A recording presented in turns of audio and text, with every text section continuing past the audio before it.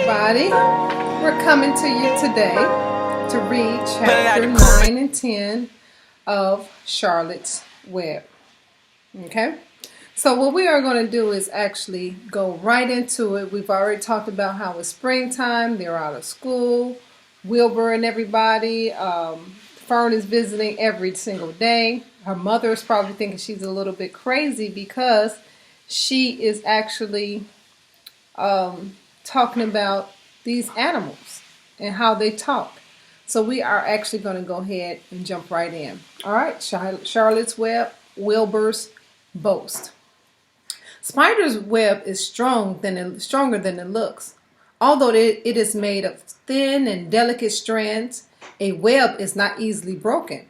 However, a web gets torn every day by insects that kick it around or kicking it. A spider must rebuild it when it gets full of holes. Charlotte liked doing her weaving during the late afternoon, and Fern liked to sit nearby and watch. One afternoon, she heard the most interesting conversation and witnessed a strange event. You have awfully hairy legs," said Wilbur, the spider, busy working at her task. "My legs are hairy for a good reason," replied Charlotte. "Furthermore, each leg of mine has 7 sections: the coxa, the trochanter, the femur, the patella, the tibia, and the metatarsus." And the tarsus. Wilbur sat bolt upright. "You're kidding," he said. "No, I'm not either." "Say those names again. I didn't catch it the first time." Coxa, trochanter, femur, patella, tibulus, metatarsus, and tarsus. "Goodness," said Wilbur, looking down at his own chubby legs. "I don't think my legs have 7 sections." "Well," said Charlotte, "have you and I led different lives? You don't have to spin a web. That takes real leg work." "I could spin a web if I tried," said Wilbur, boasting. "I've just never tried." "I'd like to see you do it," said Charlotte. Fern chuckled softly, and her eyes grew wide with love for the pig. "Okay," replied Wilbur. "You'll catch me, and I'll spin one." "It must be a lot of fun to spin a web. How do I start?" See, I'm in my sheep clothing today just for you guys. Charlotte said, smiling. Wilbur breathed deeply. "Now climb on the highest place you can get like this." Charlotte raced up to the top of the doorway. Wilbur scrambled to the top of the manure pile. "Very good," said Charlotte. "Now make an attachment with your spinners. Hurl yourself into place and let out a drag line as you go down." Wilbur hesitated for a moment, then jumped up into the air. He glanced hastily behind him if a piece of rope was following to check his fall, but nothing seemed to happen in his rear. The next thing he knew, he had landed with a thump. "Whoop!" he grunted. Charlotte laughed so hard her web began to sway away. "What did I do wrong?" asked the pig when he recovered from his bump. "Nothing," said Charlotte. "It was a nice try." "I think I'll try again," said Wilbur cheerfully.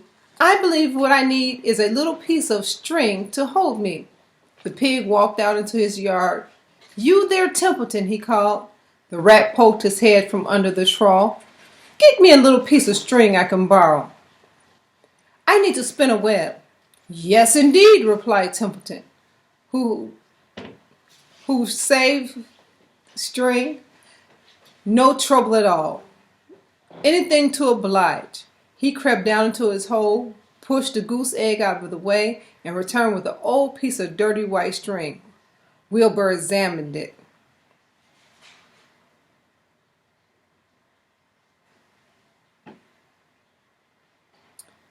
"That's just the thing," he said.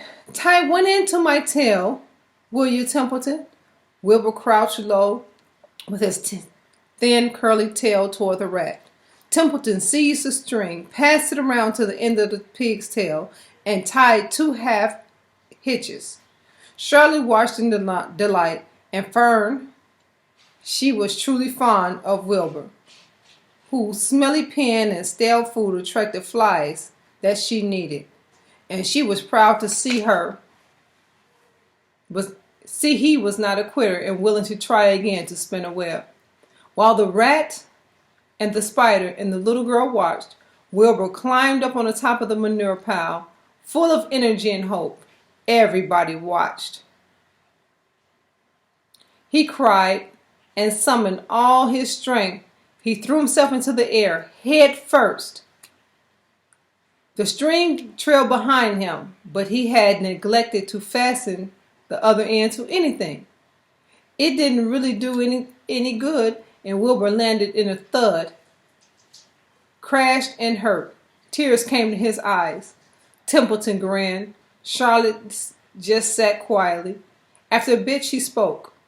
Wilbur, you can't spin a web, and I advise you to put the idea out of your mind. You lack two things needed for spinning a web. What are they? Said Wilbur.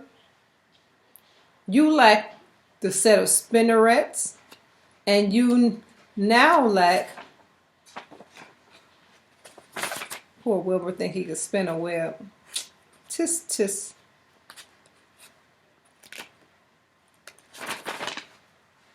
The know-how. So here's Wilbur running.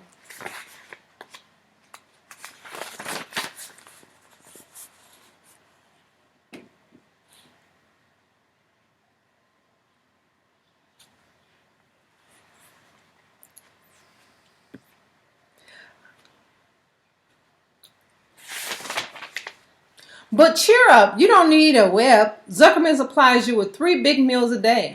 You shouldn't worry about trapping food. Wilbur sighed.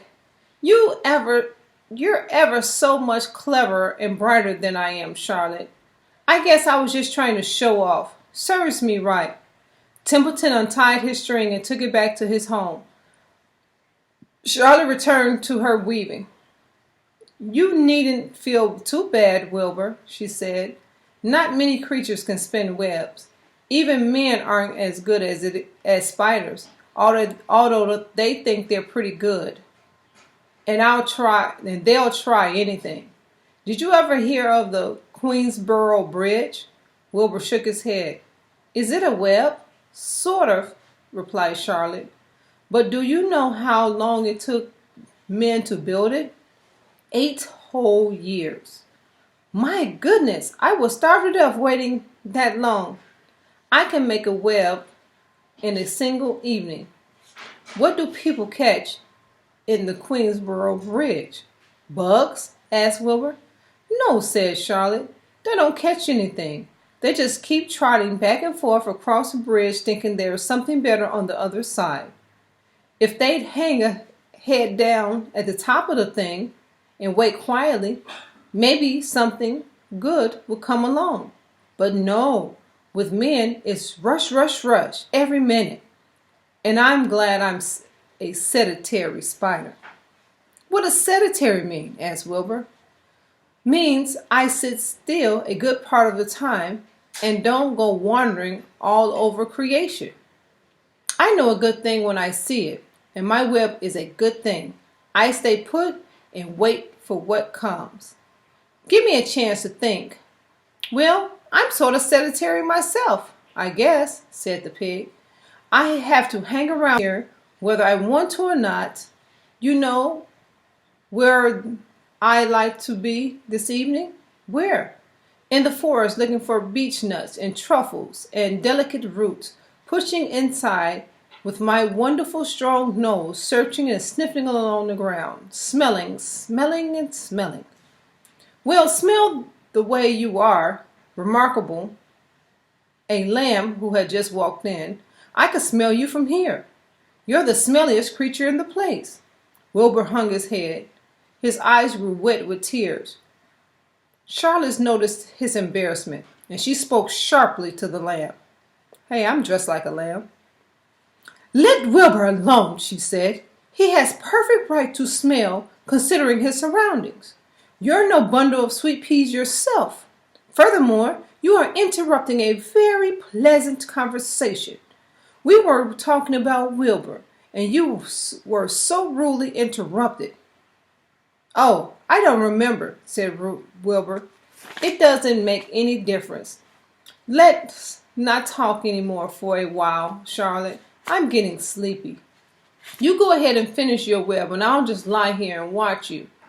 It's a lovely evening. Wilbur stretched out on his side. Twilight settled over Zuckerman's barn and filling up peace. Fern knew it was almost supper time, but she couldn't bear to leave. Swallows passed the silent wings in and out of the doorway, bringing food to their youngs. From across the road, the birds sang, "Whirly-poo-woo, whirly-poo-woo." Lurvy sat down under the apple tree and lit his pipe, and animals sniffed the familiar smells of strong tobacco. Wilbur heard the trill of the tree toad and the occasional slamming of the kitchen door. All these sounds made him feel comfortable and happy, for he loved life and loved to be part of the world on a summer evening. But he lay there remembering what the old chief told him. The thought of death came to him, and he began to tremble with fear. "Charlotte," he said softly.